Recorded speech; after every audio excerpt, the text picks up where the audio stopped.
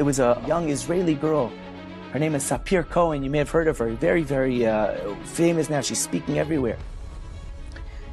She was in Kibbutz Nir Oz on October 7th.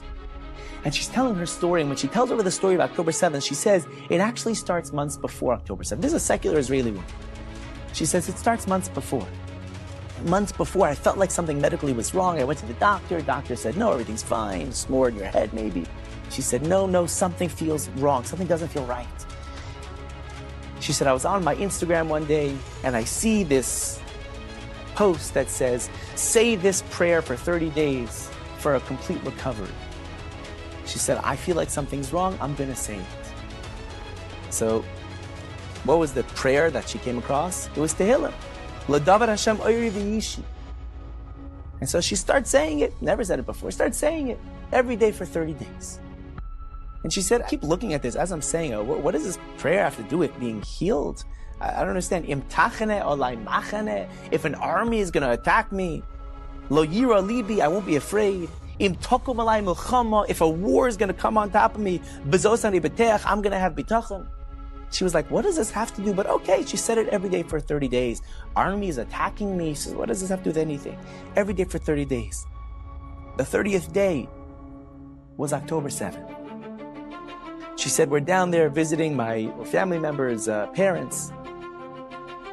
And all of a sudden, 6:30 in the morning, we hear the rockets going off. We hear bombs, bullets. We hear screaming, Allahu Akbar. We hear terrorists. We hear people being screamed, being shot, being tortured. And we're just sitting there quietly. Don't make a sound. Don't make a sound. Don't make a sound. And she said, the whole time I'm just saying my prayer. She called it my prayer. L'davar Hashem oyri v'yishi. She's saying it again and again. She said, somehow, I don't know how, it doesn't make any sense, but I felt this sense of like inner peace. She said, I don't even understand how I could have felt that peace at such a moment, but as I said this tefillah, I felt this inner peace. She said, the terrorists came running in. They took me, 10 guys came, they put me on the back of a motorcycle, and they pulled me into Gaza. She said, over there, I was being pulled into Gaza, I was being beaten. She said, it was terrible. I was in the tunnel. She was staying with the family. She was back and forth. It was a terrible, terrible time. Painful. You can only imagine such sorrow. And she said every single day while she was there, she said 3 things. Number 1, she said this tefillah. She said, I said my prayer. I said, L'davar Hashem oyri v'yishi. Number 2, she said, every day I thanked Hashem for sending me here. Because I felt like I was here for a purpose. I was here, I was helping, giving chizuk to another hostage, a young 16-year-old girl that was with her.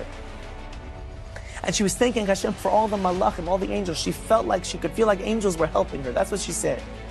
She said, only when I got back to Israel, when I finally was brought back to Israel, did I realize who these angels were. I saw all of the Jewish people, everybody praying for me, doing mitzvahs for me. She said, I realized who the angels were. Imagine, you have this woman. She's in Gaza. She's in captivity. And she's davening with Hashem, oyri v'yishi, mi mi'ira, Hashem li. I mean, this is what she's saying. Mom is crying out. This is the example of where you have the emunah within the darkest of times. And that's what brings the Yeshua, that's what brings the Gula.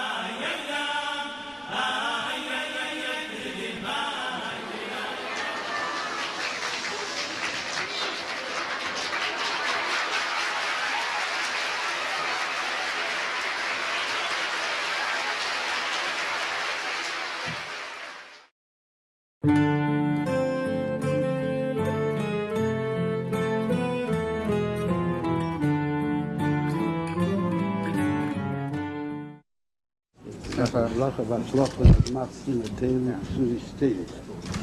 God will much bless you. Have good news. I wish you a blessing for this year, for many years to come, for all the work you're doing for the Jewish people. Because what will be good for the Jewish people will be good for all mankind.